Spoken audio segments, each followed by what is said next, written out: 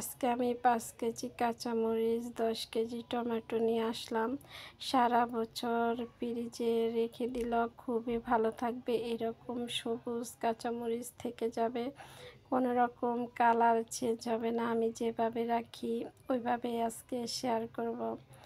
Hello everyone, আসসালামু আলাইকুম। মিমের আম্মুর ইউটিউব চ্যানেলে তোমাদের সবাইকে জানাচ্ছি স্বাগতম। কেমন আছো তোমরা সবাই? আশা করি যে যেখানে আছো ভালো আছো, সুস্থ আছো। আলহামদুলিল্লাহ, আল্লাহর অশেষ রহমতে আমিও ভালো আছি। আমার পরিবারের সবাইকে নিয়ে দোয়া করি যে যেখানে থাকো ভালো থাকো, সুস্থ থাকো।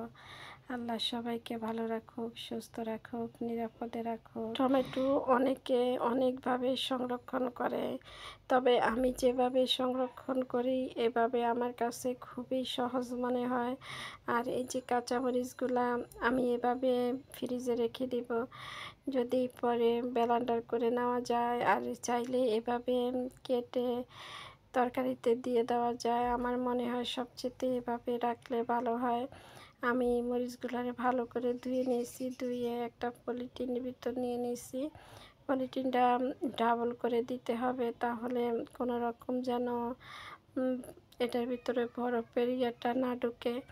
আমি ডাবল করে পলিথিন দিয়ে দিব। প্রথমে এভাবে একটার ভিতরে নিলাম, নেওয়া হয়ে গেলে আমি একইভাবে আরেকটা পলিথিন দিয়ে ভালো করে গিটটা দিয়ে দিব। আর এভাবে আমি টমেটোগুলো রাখবো। অনেকে আছে কেটে বক্সে করে রাখে। আমার মনে হয় কেটে বক্সে করে রাখার থেকে এরকম আস্তটা রেখে দিলে ভালো হয়। যে রান্না করার 2 থেকে 3 মিনিট আগে টমেটোটা নামিয়ে তরকারিতে দিয়ে দিলে খুবই ভালো হয়। যে যেভাবে রেখে খুশি থাকে, এক একজনে এক একভাবে রাখে, তবে আমি যেভাবে রাখলাম ওইভাবে সবার সাথে শেয়ার করলাম। আর আমার আপু ভাইয়াদের কাছে একটা রিকোয়েস্ট থাকলো, যারা আমার সাথে এই পর্যন্ত এসেছেন প্লিজ একটা লাইক দিয়ে দিবেন। আর আমার ভিডিওগুলো দেখেন আমার আপু ভাইয়ারা এখনও আমার চ্যানেলটা সাবস্ক্রাইব করেনি, চাইলে আমার চ্যানেলটা সাবস্ক্রাইব করে দিয়ে আমার পাশে থাকতে পারেন, আমাকে সামনে এগিয়ে যেতে সাহায্য করতে পারেন। যারা এই কাজটা করে দিয়েছেন তাদেরকে জানাচ্ছি অসংখ্য অসংখ্য ধন্যবাদ। আর চলে আসলাম আমি রান্না করতে। এখানে আমি কড়াই বসে, কড়াইয়ের মধ্যে তেল দিয়ে পেঁয়াজ কুচি দিয়ে মশলাগুলো দিয়ে দিলাম। মশলাগুলো ভালো করে তেলের মধ্যে একটু ভেজে নিব। মশলাগুলো যদি তেলের মধ্যে এভাবে ভেজে নেওয়া হয়, ভেজে নেওয়া হয়ে গেলে আমি এখানে গুঁড়া মশলাগুলো দিয়ে দেব। গুঁড়া মশলাগুলো দিয়ে সামান্য পরিমাণ পানি দিয়ে মশলাটারে ভালো করে কষিয়ে নিব। মশলাটা যদি ভালো করে কষানো হয়, আমরা সবাই জানি রান্নাটাও খুবই মজা হয়। আর এখানে আমি হাঁসের মাংস দিয়ে দিলাম। হাঁসের মাংসগুলো আমি ভালো করে ধুয়ে নিলাম। ধোয়া হয়ে গেলে হাঁসের মাংসটা আমি মশলার মধ্যে দিই। মাংসটা যত ভালো কষানো হবে তত কিন্তু খাবারের স্বাদটা অন্যরকম আসে।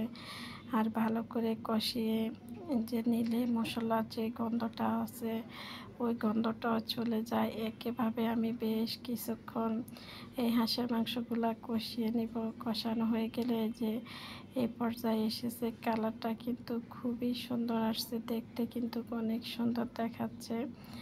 আর জানি না ক্যামেরাতে কেমন আসতেছে, কিন্তু দেখতে কালার অনেক সুন্দর দেখাইতেছে। এভাবে আমি বেশ কিছুক্ষণ ধরে হাঁসের মাংসটা কষিয়ে নিব।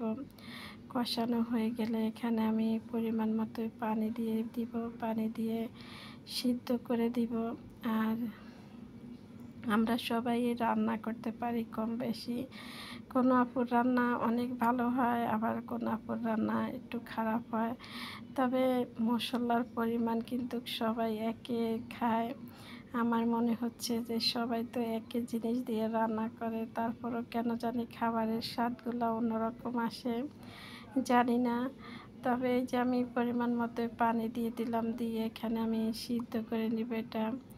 যখন আমার হাঁসের মাংসটা সিদ্ধ হয়ে আসবে তখন আমি এখানে জিরা ভাজা দিয়ে নামিয়ে নিব। আমি যত সব কিছুর মধ্যে জিরা ভাজা খাই, যে আমার ভালো লাগে, তাই আমি জিরা ভাজা দিই। আজকের ভিডিওটা একটু পর্যন্তই। সবাই ভালো থাকবেন, সুস্থ থাকবেন। আল্লাহ হাফেজ। আর ভিডিওটা কেমন হয়েছে সবাই কমেন্টে জানাবেন। দেখা হবে অন্য কোনো ভিডিওতে। আল্লাহ হাফেজ, আসসালামু আলাইকুম।